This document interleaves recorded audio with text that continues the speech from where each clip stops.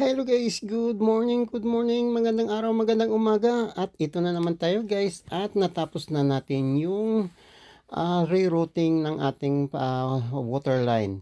So sa water line sa shower at pati sa water line sa vanity at sa toilet. So ito na yon, nagbago tayo ng lahat ng line kasi normal talaga to pag mag-renovate ka ng washroom, kailangan bago yung water line. Kasi ito yung very critical, no?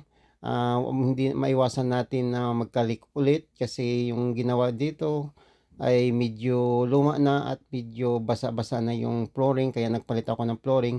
So masilan akong nagpalit ng mga water line at ito chine-check ko na lahat ng bawat connection na sinisigurado natin na walang leak, at pinaandar natin yung shower pati yung sa tub, lahat pinaandar natin yan ng matagal at para makita natin yung water leak. Pati sa drain tinitingnan natin kung may mga water leak bago tayo mag drywalling.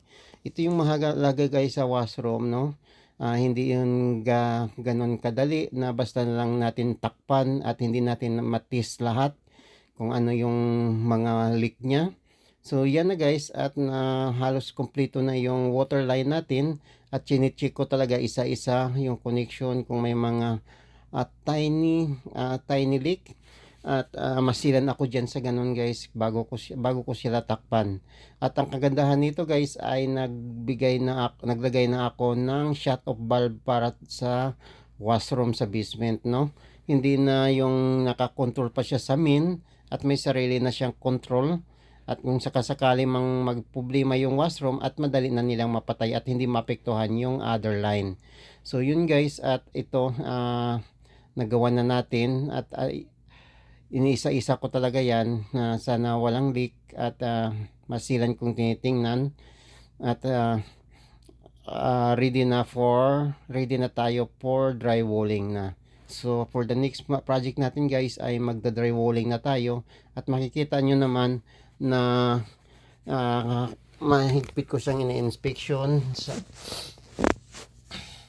kasi nagpalit pala tayo dito ng bagong tub, tapos nag-lip rolling na tayo at tinanggal natin yung lumang drywall kasi marami ng bulok at saka hindi na siya fit para mamanatili ulit kasi dinikitan nila ng wall. So wrap na yung dating, kaya yan, nagpalit tayo.